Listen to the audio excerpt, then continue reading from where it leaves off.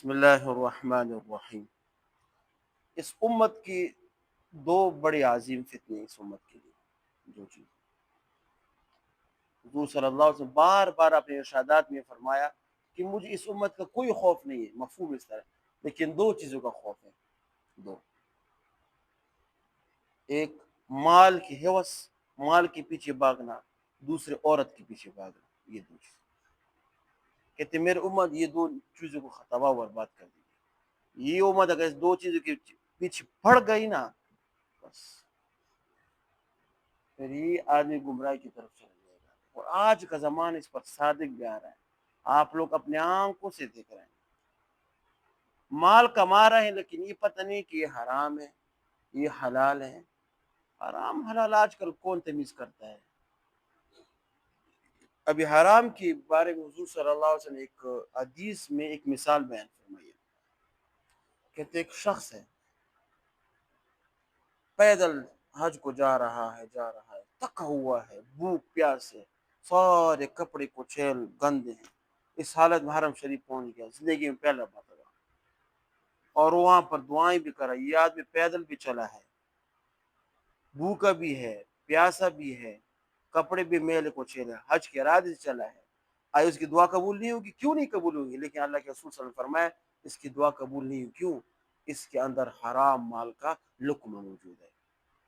اس حالت میں اس کی دعا قبول ہے جس پیٹ میں حرام مال کا ایک بھی لقمہ موجود ہو، لقمہ متگپچ ہوئی، ایک لقمہ موجود ہو نا، اس حالت میں اس کی دعائیں قبول نہیں ہوتی۔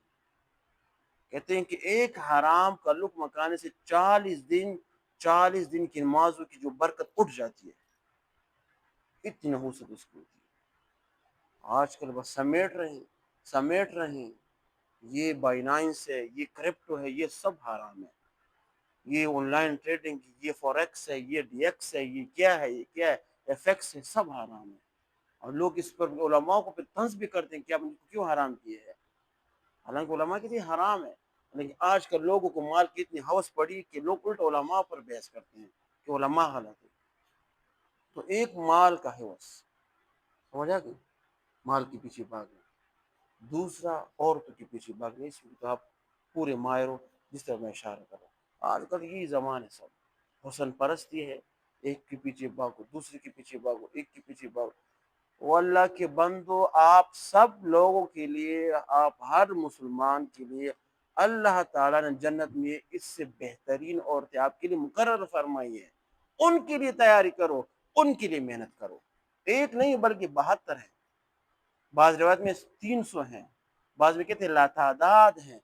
ان حوروں کے لیے محنت کرو، آپ کے لیے حور عین، بڑی بڑی آنکھوں والی عورتیں ہوں گی، کامثال اللؤلؤ المکنون، موتی چمکتے ہوئے، موتی کی طرح ایسے چمکتی عورتیں ہوں گی۔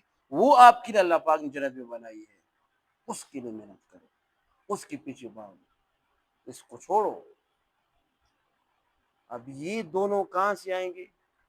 میں بارو بار اس کا صرف ایک ہی حل ہے میرے پاس کہ آپ کو دولت کا ہوس بھی ختم ہو جائے، علماء کے ساتھ بیٹھو، دیندار لوگوں کے ساتھ بیٹھو، ان کی مجلس اختیار کرو، زیادہ سے زیادہ ان لوگوں کو دو، انشاءاللہ آپ سے دونوں گندگی خود ہی ختم ہو جائے گی، آپ کو پتہ بھی نہیں چلے گا۔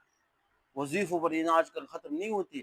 نیک لوگوں کی خدمت کرنا، نیک لوگوں کے چپل سیدھے کرنے سے، ان کے ساتھ صحبت میں بیٹھنے سے یہ سب گناہ خود بخود ختم ہو جائے گا۔ ایسے نہیں ہوتے کہ وظیفہ کرو اسی گناہ ختم نہیں ہوتی۔ اور یہ بات یاد رکھو، یہ بات یہ ہمیشہ یاد رکھو کہ ایک نہ ایک دن آپ سب کو مرنا ہے۔ یہ اٹل فیصلہ، اس میں کیا کرتے کوئی دو رائے نہیں ہے۔ مرنے سے پہلے اللہ تعالیٰ کو راضی کرو۔ مرنے سے پہلے اگر آپ نے اللہ تعالیٰ کو راضی نہیں کیا تو باقی سفر بہت ہی زیادہ مشکل سفر ہے۔ کوئی بھی آپ کا کام والا آگے نہیں ہوگا، اکیلے جاؤ گے، اکیلے ہوں گے، قیامت میں اکیلے اٹھائے جاؤ گے، کوئی بھی آپ کے ساتھ نہیں ہوگا۔ مرنے سے پہلے آگے کچھ نیکی بھیجو، بما قدمت ایدیہم، کچھ نیکی آگے بھیجو تاکہ آپ کو کام کی چیز دیں گی۔ یہ ماں باپ، یہ اولاد، یہ دوست، یہ بھائی، کچھ بھی کام آپ کو نہیں دے گا۔ یہ قرآن کریم کی تلاوت آپ کو کام دے گی، یہ قرآن کی خدمت آپ کو کام دے گی، یہ نوافل آپ کو کام دے گی، یہ دین کا خدمت کرنا، صدقے خیرات کرنا، یہی آپ کو کام دے گی اور کچھ آپ کو کام نہیں دے گی۔ وآخر دعوانا الحمدللہ